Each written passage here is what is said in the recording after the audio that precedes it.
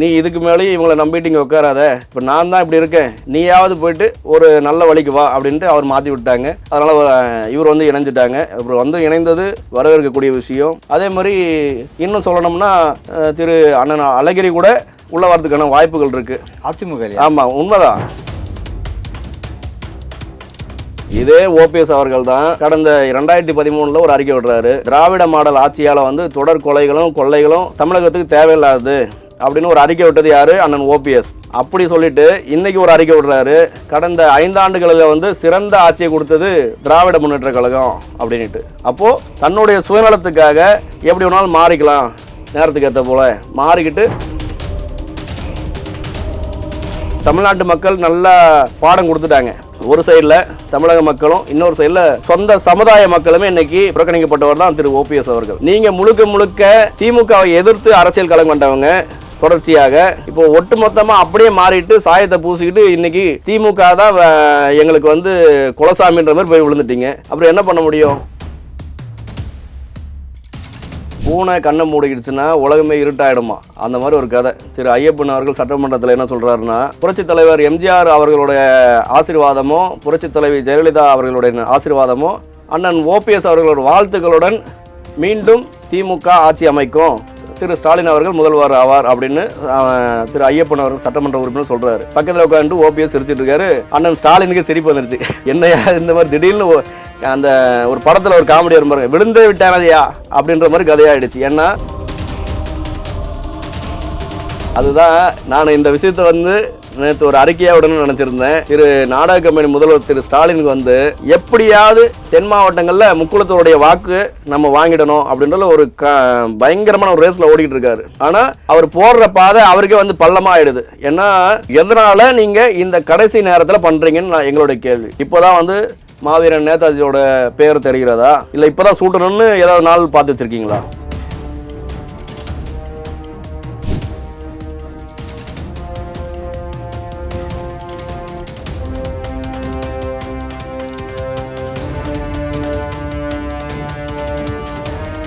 ரேலோன் நேயர்களுக்கு வணக்கம். இன்று நம்முடன் இணைகிறார் அகில இந்திய நேதாஜி இளைஞர் முன்னேற்ற படையின் நிறுவன தலைவர் திரு SRK ராஜேஷ் அவர்கள். வணக்கம் சார். வணக்கம். திமுக வந்து முக்கியமான ஒருத்தர் வந்து அதிமுகவில் வந்து வந்திருக்காரு. திமுகன்றதை விட அழகிரியோட வலதுகரம்னு சொல்லக்கூடிய மன்னர். ஸோ அவர் வந்து இங்கே வரதுக்கான காரணம் என்ன சார்? அவரே தன்னிச்சையாக வந்திருக்காரா, யாரோ பிளான் போட்டு இங்கே அமைச்சிருக்காங்களா? இல்லை, பொதுவாக பார்த்தீங்கன்னா இப்போது திரு அண்ணன் அழகிரியோட ஆதரவாளர் அவர் மன்னன்றவர். ஏன்னா மதுரை மாவட்டத்தில் ஒரு முக்கிய ஒரு அங்கம் வகிக்கக்கூடியவர் அவர். திமுகவுக்கு மிகுந்த ஒரு ஆதரவாளர். ஏன்னா இன்றைக்கி அவங்களே இன்றைக்கி வந்து திமுக விட்டுட்டு வெளியில் வராங்க, வந்து இன்றைக்கி அதிமுகவில் இணைகிறாங்கன்னும் போது திமுகவுடைய பலம் வந்து குறைந்து கொண்டே இருக்கிறது. ஏன்னா திமுக தன்னுடைய கூட இருக்கவங்களை கூட பார்த்துக்கிட முடியல. இன்றைக்கி பொதுவாக பார்த்திங்கன்னா இன்றைக்கி அவர் வரதுக்கான ஒரு சூழல் அப்படின்னு எடுத்துக்கிட்டாவே தன்னுடைய பகுதியிலே தனக்கு அங்கீகாரம் கிடையாது. அப்போது உழைக்கிறவனுக்கு இந்த கட்சி திமுகவில் எந்த ஒரு முன்னுரிமையும் கொடுக்க மாட்டாங்க. இல்லை, அவர் அழகிரிக்காக உழைச்சவரா இல்லை கட்சிக்காக உழைத்தவரா? அவர் வந்து அண்ணன் அழகிரிக்காக உழைச்சவர். அப்படி இருந்தாலும் அந்த அவர் எந்த கட்சிக்காக வேலை செய்கிறாரு? திமுக தானே பண்ணாரு. அழகிரி யாரு? இப்போ அழகிரியாக உழைச்சவர் அப்படின்னும் போது நம்ம என்ன மாதிரியான விஷயம் நம்ம எடுத்துக்கலாம்? ஆமாம், திமுக அரசியல் காலத்தில் அதிகமான செயல்கள் செஞ்சவங்க அவங்கெல்லாம். ஏன்னா அதிமுகவை எதிர்த்து பல்வேறு நிகழ்ச்சிகளை நடத்தினாங்க, பல்வேறு போராட்டங்களில் கலந்துக்கிட்டு இருந்திருக்காங்க, இந்த மாதிரி நிறைய பண்ணாங்க. அப்போது அவங்க தலைமை கோட்பாடில் யாரை எடுத்து முன்னெடுத்து பண்ணுறாங்க? திமுகன்ற ஒரு கட்சியை வச்சு தான் பண்ணிட்டு இருந்தாங்க. இன்றைக்கி அதை விட்டுட்டு இந்த கட்சியில் இருந்தோம்னா கடைசி வரைக்குமே நம்ம வந்து எந்த அளவுக்கு ஒரு அடுத்த கட்ட நகர்வுக்கு வர முடியாது. இன்னும் நம்மளுடைய உடல் உழைப்பை வாங்கி கொண்டு எல்லாத்தையும் சுருட்டிக்கிட்டு போவாங்களே தவிர நம்மளை வளர விட மாட்டாங்கன்றது தெளிவாக ஒரு முடிவு எடுத்திருக்காங்க. அப்படின்னு பார்க்கும்போது தான் இன்றைக்கி அவங்க வந்து நேரடியாக அதிமுகவில் வந்து இணைகிறாங்க. அதுக்கு காரணம் என்ன? யாரோட காரணம்னு பார்த்தீங்கன்னா இப்போது அவர் யாருடைய ஆதரவாளர்? அழகிரி. ஆனால் அழகிரியோட ஆதரவாளர். அப்போது அவரும் சொல்லியிருப்பார், நீ இதுக்கு மேலேயும் இவங்களை நம்பிட்டு இங்கே உட்காராத, இப்போ நான் தான் இப்படி இருக்கேன், நீயாவது போயிட்டு ஒரு நல்ல வழிக்கு வா அப்படின்ட்டு அவர் மாற்றி விட்டாங்க. அதனால் இவர் வந்து இணைஞ்சிட்டாங்க. இவர் வந்து இணைந்தது வரவேற்கக்கூடிய விஷயம். அதே மாதிரி இன்னும் சொல்லணும்னா திரு அண்ணன் அழகிரி கூட உள்ள வரதுக்கான வாய்ப்புகள் இருக்குது அதிமுக. ஆமாம், உண்மைதான். ஏன்னா இன்னைக்கு அவரை வந்து திமுகவுடைய ஒரு குடும்பத்தில் ஒரு அங்கமாக இருக்கக்கூடியவர் அழகிரி அவர்கள். அவரை இன்னைக்கு தனித்து விடப்பட்டிருக்காங்க.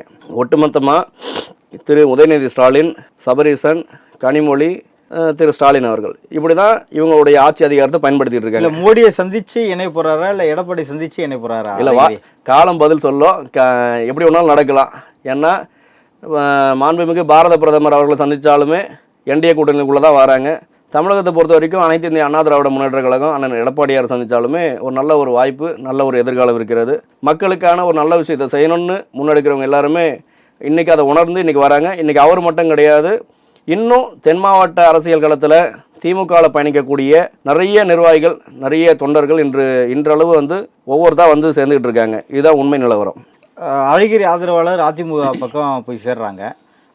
அதிமுகலேயே நின்று அதிமுகவில் ஒரு முதலமைச்சராகவே இருந்த ஓபிஎஸ் அவர்கள் திமுகவுக்கு அடுத்த ஆட்சி திமுக தான் அப்படின்னு சொல்லிட்டு ஸ்டாலினுக்கு ஆதரவு தெரிவிச்சுட்டு வராரு. இதே ஓபிஎஸ் அவர்கள் தான் கடந்த 2013 ஒரு அறிக்கை விடுறாரு. இந்த திராவிட மாடல் ஆட்சியால் வந்து தொடர் கொலைகளும் கொள்ளைகளும் போதை கலாச்சாரம் இப்படின்னு தலைவிரிச்சு ஆடுது தமிழகத்தில். இந்த விளம்பர மாடல் அரசு தமிழகத்துக்கு தேவையில்லாது அப்படின்னு ஒரு அறிக்கை விட்டது யாரு? அண்ணன் ஓபிஎஸ். அப்படி சொல்லிட்டு இன்னைக்கு ஒரு அறிக்கை விடுறாரு, கடந்த 5 ஆண்டுகளில் வந்து சிறந்த ஆட்சியை கொடுத்தது திராவிட முன்னேற்ற கழகம் அப்படின்ட்டு. அப்போ தன்னுடைய சுயநலத்துக்காக எப்படி வேணாலும் மாறிக்கலாம், நேரத்துக்கு ஏற்ற போல மாறிக்கிட்டு நம்ம ஏன்னா இன்னைக்கு அவரை வந்து தமிழ்நாட்டு மக்கள் நல்லா பாடம் கொடுத்துட்டாங்க.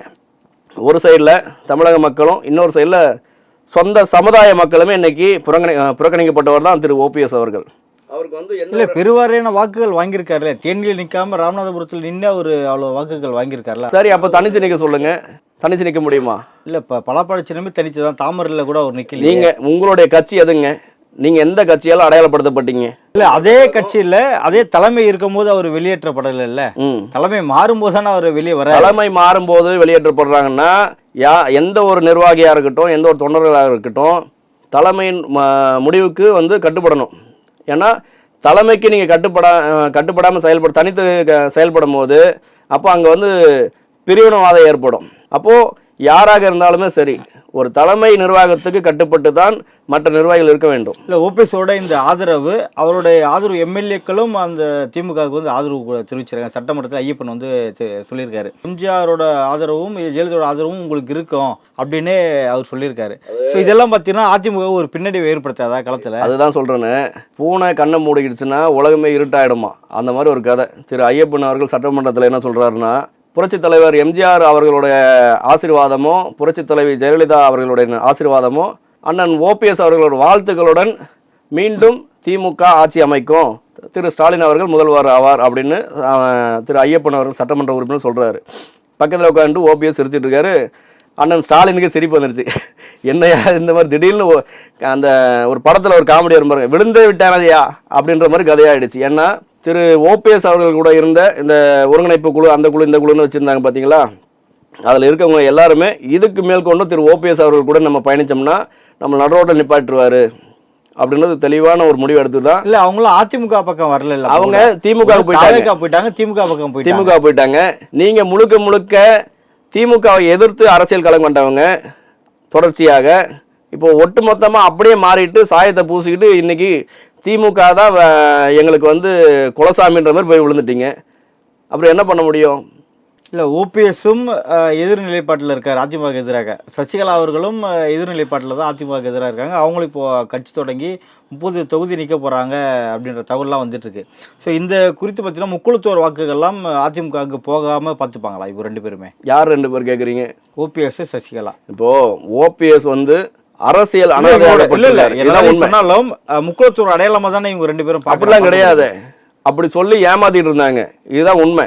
ஒட்டுமொத்த முக்குளத்தூருடைய முகமாக வந்து ஓபிஎஸ் தான் இருக்காரு அப்படின்றதுலாம் வந்து ஒரு பொய்யான ஒரு பிம்பம். இது முதல்ல மக்கள் நல்லா புரிஞ்சுக்கிட்டாங்க. அவர் கொஞ்சம் புரிகிறதுக்கு லேட் ஆனிச்சு. இப்போ அவர் புரிஞ்சதுக்கு அப்புறம் தான் நம்ம பின்னாடி யாருமே இல்லை, நம்மளை வந்து நம்ம சொந்த சமுதாய மக்களே நம்மளை ஏற்றுக்கிட மாட்டாங்க அப்படின்றதுனால தான் இன்னைக்கு வேற வழி இல்லாமல் ஓடி போயிட்டு திமுக காலில் விழுந்திருக்காரு. அப்போ உங்களுக்கு அந்த கொள்கை கோட்பாட்டில் ஒரு நல்ல ஒரு பிடிப்பான எந்த ஒரு விஷயமும் கிடையாது. உங்களுடைய சுயநலத்துக்காக தான் இன்னைக்கு நீங்க போயிட்டு திமுக விழுந்திருக்கீங்க. அப்போ உங்க பின்னாடி சமுதாயம் நிற்குமா, சமூக மக்கள் நிற்பாங்களா? கிடையாது. இதை எந்த வகையிலும் ஏற்றுக்க முடியாது. இப்போ அம்மையார் சசிகலா அவர்கள் வந்து இந்த 24ஆம் தேதி கமுதியில் வந்து ஒரு நிகழ்ச்சி பண்றாங்க. தனியாக புது கட்சி ஆரம்பிக்கிறேன்றாங்க. நாங்கள் எங்களுடைய அகில இந்திய நேதாஜி இளைஞர் முன்னேற்ற படை சார்பில் வாழ்த்துக்கள் தெரிவிச்சுக்கிறோம். ஆனால் புது கட்சி தொடங்கணும்னா குறைந்தபட்சம் ஒரு 6 மாத காலமாவது ஸ்டாண்ட் பண்ணணும், கட்சியை ஆரம்பித்து பதிவு பண்ணி மக்களுக்கு அந்த கட்சியோடைய கொள்கை கோட்பாடுகளை முன்னிறுத்தணும், அந்த சின்னத்தை வாங்கணும், அதை உறுதிப்படுத்தி அடுத்த அப்புறம் தான் எலெக்ஷனில் நிற்க முடியும். இல்லை சசிகலா தோற்கடிக்க போகிறது வந்து இபிஎஸ்சியா இல்லை அதிமுகவையா? இது இந்த கேள்வி வந்து ஒரு எந்த ஒரு வகையிலும் பயனுள்ளதாக இருக்காது. ஏன்னா இவங்க ஒரு சிலர் ஒருத்தர் வந்து முடிவெடுக்கிறதுனால ஒட்டுமொத்தமாக இருக்கக்கூடிய 30 தொகுதியிலேயே இவங்களோட ஓட் பேங்கை நான் பிரித்து காட்ட போகிறோம் அப்படின்னு சொல்லிட்டு மறுபடியும் ஒரு தர்ம யுத்தத்துக்கு ஒரு சபதத்தை ஒரு சத்தியம் பண்ணியிருக்காங்க. சரி, நீங்கள் தர்ம யுத்தத்தை பண்ணுங்கள், வேறு எந்த யுத்தத்தெல்லாம் பண்ணுங்கள். ஏன்னா ஆல்ரெடி நீங்கள் பண்ண தர்ம யுத்தம்லாம் பார்த்துட்டோம். அதே தான் திரு ஓபிஎஸ் அவர்களும் பண்ணார். என்ன ரிசல்ட் வந்துச்சு இப்போ கடைசியில்? இதே ரிசல்ட் தான் அங்கேயும் நடக்கும். இதை நான் ஓப்பனாக சொல்ல வரல, இவ்வளோ தான். ஏன்னா இந்த சட்டமன்ற தேர்தல் தெரியும் யாரெல்லாம் தனிச்சு நின்று நான் பெரும்பான்மை நிற்கிறேன், நான் 30 தொகுதியில் நிற்கிறேன், 40 தொகுதியில் நிற்கிறேன், நான் ஓட்டை பிரிப்பேன், தனியாக ஆட்சி அதிகாரத்துக்கு வருவேன் அப்படின்னு சொல்கிறாங்களோ எல்லாருடைய முகத்திரையும் கிழிக்கப்படும். அவங்க பின்னாடி இருக்கக்கூடிய 1-2 பேரும் அந்த கட்சியை விட்டு விலகுவாங்க. இதுதான் உண்மை நிலவரம். இப்போ மதுரையில் அதிகமான தொகுதிகளை கைப்பற்றுவது திமுக தான். திமுக முகம் தான் மதுரை இருக்குது அப்படின்னு சொல்லிட்டு எல்லாமே சொல்லப்பட்டு வராங்க. இப்போ மண்ணை நாங்கள் போனதுலேருந்து களம் மாற வாய்ப்பு இருக்கா? இல்லை மூர்த்தி வந்து அந்த இடத்த தக்க வச்சுப்பாரா? இல்லை, திமுகவில் வந்து பத்திரப்பதிவுத்துறை அமைச்சர் வந்து திரு மூர்த்தி அவர்கள் மேலே வந்து அந்த மதுரை சட்டமன்ற தொகுதிக்கு உட்பட்ட 10 தொகுதிகளுமே வந்து அதிருப்தியில் தான் இருக்காங்க. ஏன்னா சரிவர எந்த மக்களுக்காகவும் ஒரு நல்ல விஷயங்களை பண்ண மாட்டுறாரு. திமுகவுக்கு மட்டும்தான், திமுகவுடைய கூட்டணி கட்சிக்கு மட்டும்தான் சில விஷயங்களை முன்னெடுத்து பண்ணிகிட்டு இருக்காரு, தவிர மக்கள் நலம் சார்ந்த பணிகளை செய்கிறது கிடையாது.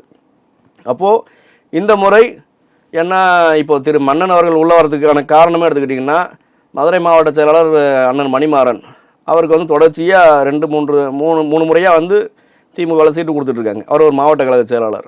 அப்போது அவங்களுக்கு கொடுத்து அவங்களும் தோத்துக்கிட்டு தான் இருக்காங்க. அப்போ இந்த மக்களுக்காக ஒரு வேலை செய்யக்கூடிய ஒரு அடுத்த கட்ட தலைவர்கள் அந்த மதுரையிலேருந்து உருவாகிறதுக்கு இவங்க வளர்ச்சியை அந்த வழி கொடுக்க மாட்டாங்க, வழி விட மாட்டாங்க. நாங்களே தான் கடைசி வரையும் இருப்போம் அப்படின்ட்டு. அப்போ அந்த விஷயம் வந்து இந்த தேர்தலில் மதுரையில் நிச்சயமாக திமுக கோட்டை அப்படின்னு சொல்லிட்டு இருக்காங்க. ஏன்னா அந்த கோட்டையை தகர்த்தெறிவது அனைத்து இந்திய அண்ணா திராவிட முன்னேற்ற கழகம். இந்த வாட்டி இந்த தேர்தலில் நடக்கும். அது 1 கிலோமீட்டருக்கு மேலே பார்த்தீங்கன்னா ஒரு பிரிட்ஜை கட்டி 213 கோடியில் ஒரு பிரிட்ஜை கட்டி ஓப்பன் பண்ணியிருக்காரு முதல்வர் ஸ்டாலின் அவர்கள். அது நேதாஜி பேரை சூட்டியிருக்காரு. அதுதான் நான் இந்த விஷயத்தை வந்து நேற்று ஒரு அறிக்கையாக விடணும்னு நினச்சிருந்தேன். திரு நாடக கம்பெனி முதல்வர் திரு ஸ்டாலினுக்கு வந்து எப்படியாவது தென் மாவட்டங்களில் முக்குளத்தோடைய வாக்கு நம்ம வாங்கிடணும் அப்படின்ற ஒரு பயங்கரமான ஒரு ரேஸில் ஓடிக்கிட்டு இருக்காரு. ஆனால் அவர் போடுற பாதை அவருக்கே வந்து பள்ளமாக ஆயிடுது. ஏன்னா அறிவிப்பு கொடுக்குறாரு, மாவீரன் நேதாஜி சுபாஷ் சந்திர போஸ் பெயரில் நான் பாலம் திறக்கிறேன் அப்படின்ட்டு. ஆனால் அவருடைய முதல்வருடைய அந்த நிகழ்ச்சி பட்டியல் இருக்குது பாருங்கள், நிகழ்ச்சி நிரல், இன்றைக்கி முதல்வர் கலந்துக்கிறார் அப்படின்ட்டு. காலையில் இங்கே வரார், இங்கே போகிறார், இங்கே சாப்பிட்றார், இங்கே தூங்குறாருன்னு இருக்கு பாருங்கள். அதில் எந்த பாலத்தை திறந்து வைக்கிறன்ற பேர் கிடையாது, வெறுமனே பாலத்தை திறந்து வைக்கிறார் காணொலி வாயிலாக. ஏன் அதில் நேதாஜியோட பேர் இல்லை? அப்போது நீங்கள் ஆனால் பேர் இப்போ வச்சாச்சு, நேதாஜின்ற பேர் வச்சு தானே இப்போ ஓப்பன் பண்ணியிருக்காரு. எதனால் நீங்கள் இந்த கடைசி நேரத்தில் பண்ணுறீங்கன்னு நான் எங்களுடைய கேள்வி. இப்போ தான் வந்து மாவீரன் நேதாஜியோட பேர் தெரிகிறதா, இல்லை இப்போ தான் சூட்டணும்னு ஏதாவது நாள் பார்த்து வச்சுருக்கீங்களா? இல்லை, எதனால இந்த குழப்பம்? எதனால எல்லாம் தேர்தலுக்கான ஒரு மலிவான அதுக்கு முன்னாடி என்ன பேர் தேர்வு பண்ணியிருப்பாங்க? இல்லை, அதுக்கு முன்னாடி என்ன பண்ணிருப்பாங்க, கலைஞர் பாலம் வைக்கலான்னு ட்ரை பண்ணியிருப்பாங்க. மறுபடியும் கலைஞர் பாலம் வச்சோம்னா மக்கள் எதிர்ப்பு தெரிவிப்பாங்கன்னு தெரியும். அதனால் இப்போது தென் மாவட்ட அரசியலில் முக்குளத்தோடைய ஓட்டு வாங்கணும். அப்போது வேலுநாச்சியார், வீரமங்கை வேலுநாச்சியார் பெயர் வச்சுட்டோம், ஒரு பாலத்துக்கு வைக்கிறோம். அடுத்தது மாவீரன் நேதாஜி சுபாஷ் சந்திர போஸ். ஏன்னா நாங்கள் தொடர்ச்சியாக வந்து திமுகவுடைய அவங்க மக்களுக்கு இழைக்கக்கூடிய அநீதிகளை எடுத்து சொல்லிக்கிட்டு இருக்கோம். அப்போது அந்த வகையில் கொஞ்சம் சமரசம் பண்ணலாம் அப்படின்றதுனால எங்களுடைய தேசத்தந்தை மாவீரன் நேதாஜி அவர்களின் பெயரை சூட்டுனா இவங்கெல்லாம் கொஞ்சம் அமைதியாக இருப்பாங்க அப்படின்னு ஒரு தவறான கணக்கு போடுறாரு. தவறு நடக்கும் பட்சத்தில் ஆட்சி அதிகாரத்தில் இருக்கக்கூடிய யாராக இருந்தாலும் நாங்கள் கேள்வி கேட்டுக்கொண்டு தான் இருப்போம். ஏன்னா மக்களுக்காக, மக்களின் கொள்கைக்காக, கோட்பாடுக்காக நாங்கள் அரசியல் களத்தில் பயணித்து கொண்டு இருக்கிறோம். அப்போது எந்த வகையிலுமே சமரசமற்ற கொள்கையை நாங்கள் கைவிடுவது கிடையாது. எங்களுடைய கொள்கையில் சமரசம் என்பது கிடையாது. தவறு என்றால் தவறை சுட்டி காட்டுவோம், அது யாராக இருந்தாலும் சரி அப்படின்றது தான் நாங்கள் கொண்டு போயிட்டுருக்கோம். திமுக கூட்டணியில் காங்கிரஸுக்கு 28 இடங்கள் கொடுக்க போகிறதா தகவல்லாம் இப்போ வந்துட்டுருக்கு. ஏற்கனவே 25 நாங்கள், இப்போ 28, ஒரு 3 சீட்டு அது அடிஷனலாக பேசுகிறாங்க. கடந்த தேர்தல் விடையும் ஒரு 3 சீட்டு அதிகமாக இருக்குது. ஸோ இந்த 28 சீட்டுகளுக்கான ஒரு வலிமை காங்கிரஸ் கிட்ட இருக்குன்னு நீங்கள் நினைக்கிறீங்களா? காங்கிரஸ் வந்து தமிழகத்தை பொறுத்த வரைக்கும் இனி மேற்கொண்டு இந்த தேர்தல் கிடையாது, இனி அடுத்து நாடாளுமன்ற தேர்தலாக இருக்கட்டும், இனி அடுத்த 5 ஆண்டுகள் கழித்து வரக்கூடிய சட்டமன்ற தேர்தலாக இருக்கட்டும், காங்கிரஸ் தலை தூக்குவது சாத்தியம் கிடையாது. நாடாளுமன்ற தேர்தலில் 10க்கு 10மே ஜெயிச்சிட்டாங்க. 10க்கு 10 நீங்கள் 100க்கு 100 போடுங்க, இல்லை 200க்கு 200 போடுங்க, எப்படிலாம் போட்டுப்போங்க. பிற மாநிலத்தில் இன்னும் கொஞ்சம் ஏமாத்திட்டு சுற்றிக்கிட்டு இருப்பீங்க. தமிழகத்தை பொறுத்த வரைக்கும் தமிழகத்தில் காங்கிரஸ் தலை தூக்க முடியாது. ஏன்னா எங்கள் மண்ணை சார்ந்த 1.5 லட்சம் பேரை கொண்டு குவிச்சது இதில் முழுக்க பங்கு உள்ளதுன்னு பார்த்தீங்கன்னா காங்கிரஸை தமிழ் மக்கள், தமிழர்கள், தமிழ் தேசியவாதிகள் யாரும் ஏற்றுக்க மாட்டோம். ஏன்னா ஒட்டு மொத்தமாக எங்களுடைய இனத்தை அழித்த ஒரு இனப்படுகொலை செய்த ஒரு இன துரோகி காங்கிரஸ் மட்டுமல்லாமல் அதில் போயிட்டு கூட்டணி கட்சியில் இருக்காங்க பாருங்கள். இன்றைக்கி திமுகவில் இவர்கள் யாரையுமே ஏற்றுக்கொள்ள முடியாது தமிழ் மக்கள். அப்போது அந்த வகையில் காங்கிரஸ் 20 சீட்டு வாங்கினா 30 சீட்டு வாங்கினா, நீ எந்த சீட்டு வாங்கினாலுமே ஒரு சீட்டு கூட உங்களால் ஜெயிக்க முடியாது. இதுதான் உண்மைத்தன்மை. இல்லை, ஜெயிக்க வைக்கிற இடத்துல திமுக தள்ளப்படுது இல்லையா? திமுகவே இந்த ஆட்சியிலேருந்து தள்ளிடுவாங்க. இந்த சட்டமன்ற தேர்தலில் திமுகவை தள்ளிடுவாங்க மக்கள். அப்புறம் நீங்கள் என்ன தள்ளி வைக்க போகிறீங்க? எப்படி பார்க்க முடியும்? இந்த 2026 சட்டமன்ற தேர்தலில் குறித்து வச்சுக்கிடுங்க, திமுகவுடைய இறுதி நாட்கள் எண்ணப்பட்டு விட்டது. அப்போது ஒட்டு மொத்தமாக உங்களை துரத்தி அடிப்பாங்க தமிழ்நாட்டு மக்கள். உங்களுக்கே ஒரு நிலைப்பாடான ஒரு இடம் கிடையாது. நீங்கள் காங்கிரஸை கூட்டு வச்சு நான் நிப்பாட்டி வைப்பேன், நான் நடக்க வைப்பேன், நான் குழந்தைய கைப்பிடிச்சி கூட்டு போவேன்னா எப்படி கொண்டு போக முடியும்? இல்லை, காங்கிரஸ் கொடுக்கக்கூடிய இந்த 28 சீட்டு இருக்கு இல்லையா, இதை அதிமுக கூட்டணி எப்படி பயன்படுத்திக்கும்? பாஜக கொடுத்து பயன்படுத்திக்குமா, இல்லை அதிமுக இன்னும் பயன்படுத்திக்குமா? இதில் இப்போ என்டிஏ கூட்டணியை பொறுத்த வரைக்கும் எல்லாருமே ஒருமித்த கருத்தோடு செயல்படுறாங்க. தமிழகத்தில் அனைத்து இந்திய அண்ணா திராவிட முன்னேற்ற கழகம் ஆட்சி அமையணுன்றதுக்கு நல்ல ஒரு தெளிவான சிந்தனையில் கூட்டணியில் இருக்கக்கூடிய அனைத்து கட்சிகளும் செயல்பட்டு இருக்காங்க. அதே மாதிரி மத்தியில் பாஜக தான் தலைமை பொறுப்பேற்று நடத்தக்கூடிய அளவுக்கு அந்த செயல்பாடுகள் கொண்டு போகிறாங்க. இதில் இங்கே இவங்க எல்லாருமே இந்த என்டிஏ கூட்டணி பொறுத்த வரைக்கும் மக்களை பற்றி சிந்திக்கக்கூடிய ஒரு கூட்டணி. அதனால் மக்கள் நலம் சார்ந்த விஷயங்களும் மக்களுடைய அடுத்த கட்ட வளர்ச்சிக்கான வேலைகளும் கொண்டு போகிறதுக்கு பார்க்காங்க. அதனால் இதில் எந்த ஒரு குளறுபடியும் கிடையாது. பயம் உள்ளவங்க தான் இந்த விஷயங்களில் திசை திருப்புவதற்காக வெவ்வேறு கோணத்தில் செயல்பட்டுக்கிட்டு இருக்காங்க. அது திமுகவுக்கு கைவந்த கலை. அதனால் இந்த தேர்தலில் சந்திப்போம், களத்தில் சந்திப்போம் என்பது எங்களுடைய பதில். நடப்பு அரசியல் பல்வேறு கட்சிகளை பற்றி மிக்க நன்றி சார். நன்றி. ஜெய்ஹிந்த்.